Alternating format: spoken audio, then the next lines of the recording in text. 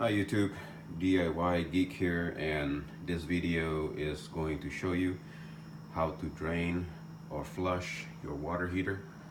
Supposedly you want to do this about every 1 year or maximum 2 year. This will increase the efficiency of your water heater because the elements that heats the water heater is usually from the bottom, and if sediments or particles settles at the bottom of the water heater, it will basically impede or make the heating element work less productive, and therefore you're gonna need more fuel, which is in this particular case gas, to heat the water heater. So let's get going. The first thing that you need to do is turn the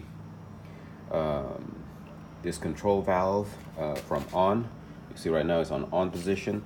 You want to turn it to pilot. The manual says to turn it off, but I prefer to just turn it to pilot. This will ensure that it will not heat up the water any further than is necessary. Next, locate the discharge or flush output port, which is this guy right here, and then this is the switch or the valve that we're going to turn with a screwdriver to turn it on and off. So first thing we're going to do is attach a garden hose. I'm going to just use a regular garden hose, and this is a regular size garden hose. Let me show you the tip of it. There it is. So this is a female, that's a male, and one thing that you have to make sure is that you have a rubber gasket like this inside the hose, so that it doesn't leak. And make sure that you also start slowly when you open the valve to make sure that you don't have hot water splashing all over you. You may want to wear a glove too. I'm gonna be wearing a glove to make sure that I don't get burned. So there is the rubber gasket that I just inserted inside my hose. Make sure you feel first to inside your hose. If you already have one, don't double it up, but mine did not have one. This is one of my spare hose. Maybe lost it, dropped it somehow, I'm not sure, but you can buy these rubber gasket really cheap from Home Depot. Okay, next, basically just attach it on. Just turn it clockwise, get it attached. Make sure it's tight.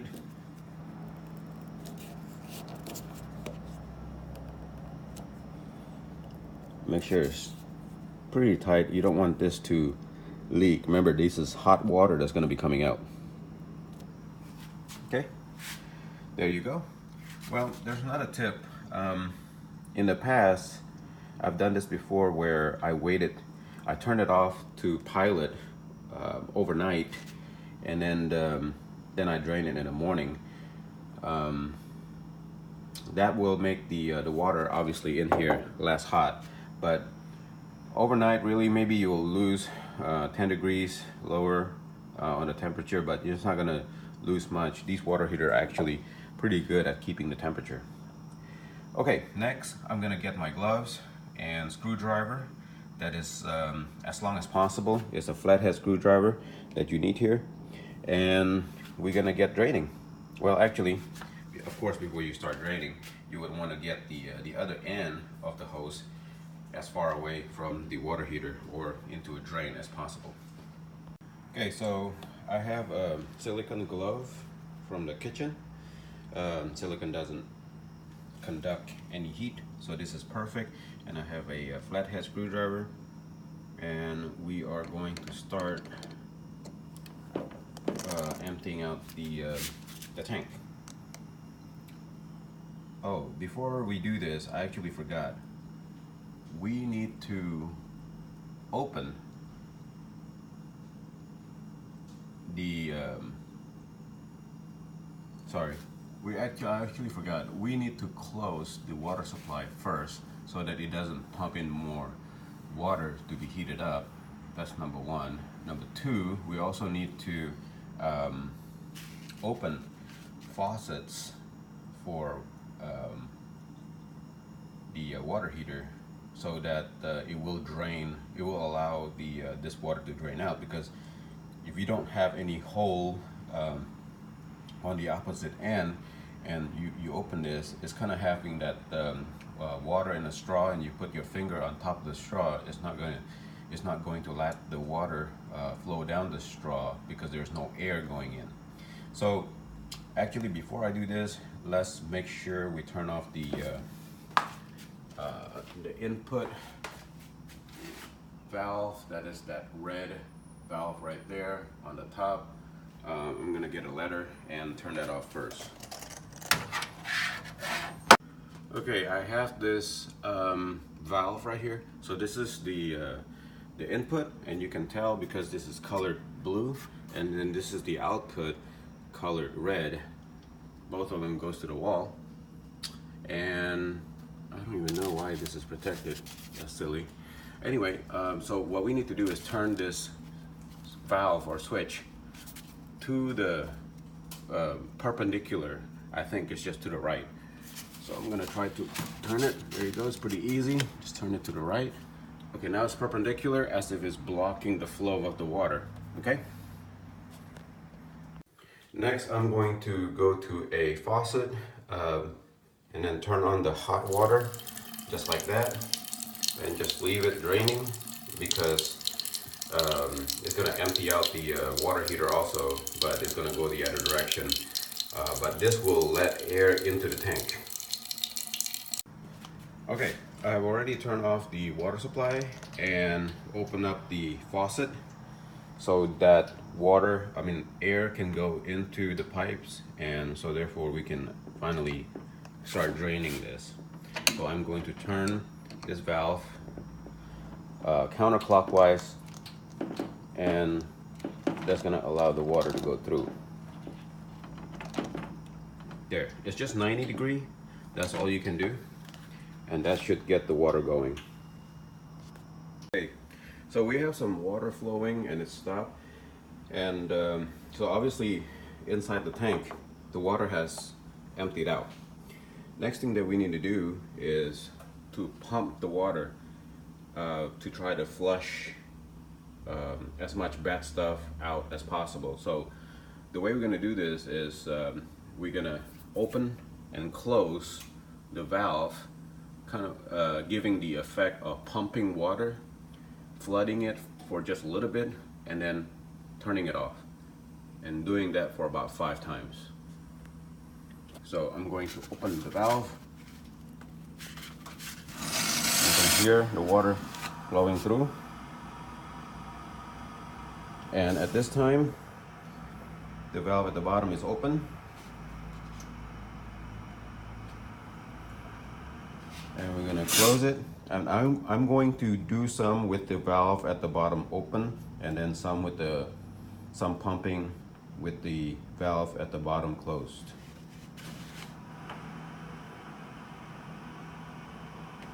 So opening again, and then closing it again,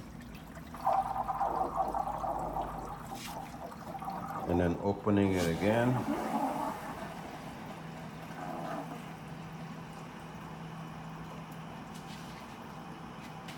and closing it again,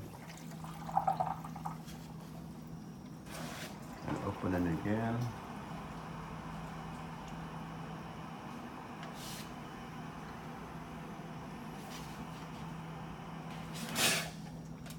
Closing it again. Now I'm going to close the valve at the bottom and do the same thing.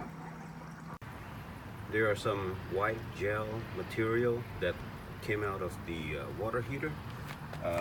This is kind of strange. I'm not sure what these white gels are. They are very soft. Like for example right here, if I press it, it will disintegrate like that. It's like a gel, and it will basically break up. Let me see if I can put one in my hand. Well, that one has some kind of debris right here on the ground, but it's white.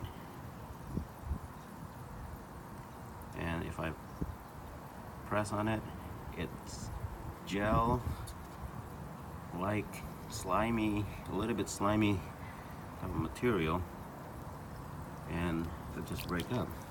So the water is still flowing here from my water heater, and I'm just gonna let it drain out. Not sure what those white gels are. I'm gonna look it up on the internet to see if anybody have experienced this before. Pretty sure they have. My water heater have drained out. I mean, this is the sediments or deposit or junk, whatever you want to call it, that has came out of the water heater. So these are the white stuff that I mentioned before. I'm not sure what that is. It looks like some kind of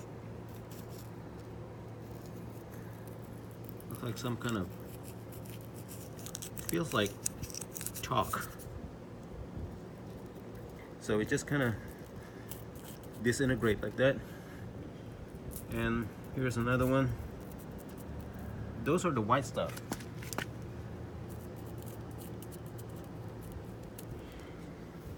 So there's a lot more of that. All of those came from the water heater. And I also noticed that this is the disturbing part that I want to show you.